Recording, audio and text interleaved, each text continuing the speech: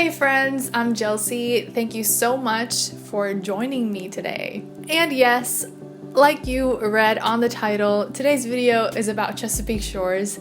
I've seen all the seasons as they have aired. I just haven't done a video about the show in a long time. The show has been going through some changes and I'm really excited about this season 5. It actually premiered a few weeks back. So let's do kind of like a recap of what our main characters have been up to in these past couple of episodes 1 through 4, before we see episode 5. Remember to subscribe to this channel by clicking the subscribe button, and also hit the bell so you can be notified when I upload a new video. Also hit the like button. Okay, let's dive into Chesapeake Shores. Let's do it. Let's start with Abby. She has partnered with Mick in O'Brien Construction and she's working alongside her dad, and a lot of her siblings are like, how can you do it? But Abby is like the woman for it. Her and Trace have decided to part ways, which I really liked how the writers managed that and how it was explained. You know, they parted ways, but I'm looking forward to seeing Abby in this new season and with a new potential love interest, Evan. Because we know it's going to happen, but we'll see how everything moves along. She and Jay, okay, so Jay is a teacher from her kids' school. Okay, so they have been hanging out, but she's still not sure of, you know, how she sees him. You know, the whole thing with Trace was basically recent. And I think that she's enjoyed having him around and having somebody to talk to apart from her family. And he genuinely cares about her well-being. Abby met Evan in this season, played by Robert Buckley. He's a new character on the show. Evan Kincaid is this rich billionaire who has hired O'Brien Construction to build his boutique hotel there in Chesapeake Shores. And Evan clearly frustrates Abby. I mean, he's unpredictable and she is very much a planner. And he is like all over the place and he's energetic, quirky, you know, he seems very self-centered. So Abby is kind of trying to figure him out, and Evan is clearly, you know, he notices that Abby is different. Let's go to Jess. I love Jess. She's getting married to David this season, which I'm really excited about. I just love Jess and David. They're just wonderful.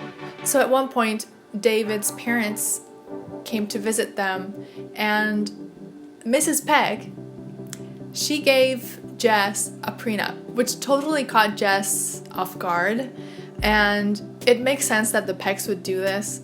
But yeah, she didn't sign it. David literally burned the papers. Also, speaking of the Peggs, they wanted Jess and David to get married in England, as it's tradition for the Peggs to get married over there.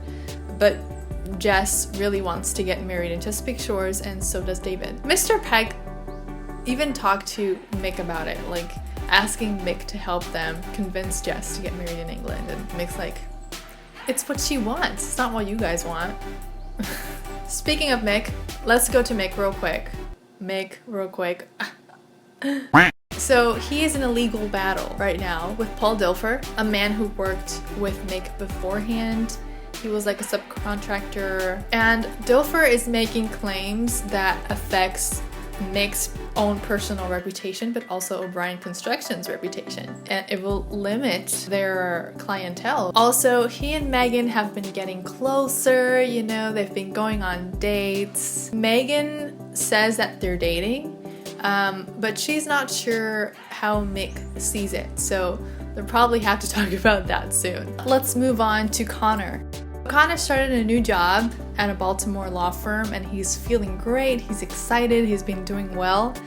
But his boss is kind of shady, like she looks like you can't really trust her. And she has taken on Paul Dilfer as a client. You guys remember? The one who's in a legal battle with Mick?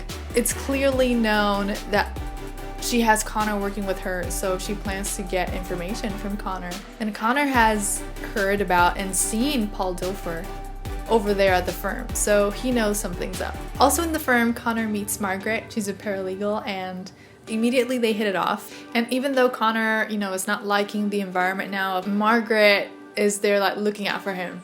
and she tries to give him hints of what to be aware of. Also, him and Abby found some documents and pictures that might help Mick in this whole legal battle. Let's talk about Brie. Brie is one of my favorite characters. I just love her and how Amelia plays this character. So Brie returns from London. Her show had a run over there and it was pretty successful. She has been offered the job of playwright in residence from the University of Maryland. And at first she's really excited, but then she sees that her high school nemesis, Jerome Trask, is head of the human resources department. And she's like, no, I'm not gonna take it. He's there. And then she immediately goes to, okay, I should take it because that's what he wants me to do, to not take it. She sees Jerome Trask again and she's pleasantly surprised because he's changed. He even tells people to call him Jerry, and you know, she takes the job. Brie also bumps into Luke Tatum, who's a new character on the show as well. She had a crush on him in high school, so now he's in town too. He had gone away and then he came back recently. No, Kevin is surprised to see Luke, you know, working at the gas station, so he offers him a job at the bridge. When Brie bumps into him, their meeting is in a Goodwill bin where people donate clothes. So Brie was donating clothes, and then when they have this catch up, you know, quick conversation, Luke actually picks clothes out from that bin. And because of pride and all that, he didn't want her to see that. He eventually goes to the bridge because he knows that that would be a better offer for him. Mick gives him the job, but he also confesses that he has a criminal record. Yeah, so I'm curious to see how the story with Luke goes, and there's going to be like a love triangle here with Brie and Jerome and Luke. I don't know how that's gonna go. I'm very curious to see how this plays out. Let's go to Kevin and Sarah, of course. They got married in season 4, and now that they're married, they want to start a family. So immediately we see this at the beginning of the season, and Kevin is really excited. Also, a topic related to Kevin is that their chief at the fire station is, you know, seems to be forgetting a lot of things and misplacing things and forgetting Kevin's name, and he's known him for a long time. So Kevin is like really worried about him and he feels like something's wrong. And last but not least, Megan. I love that she has bangs. She looks so good.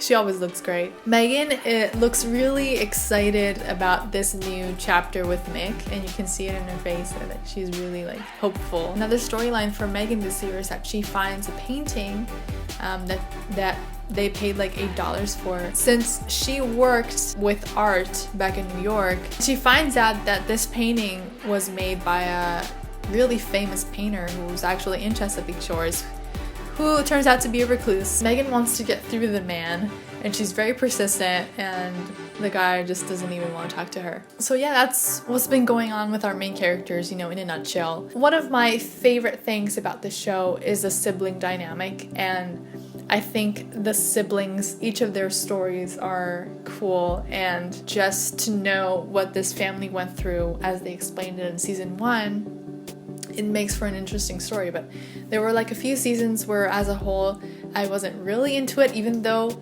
I saw all the seasons, all the episodes. But this season it feels like a fresh start, and I am looking forward to seeing it. So let me know in the comments if you'd like for me to do more videos about Chesapeake Shores. Thank you so much for watching this video. I'll see you on the next one. God bless. Bye.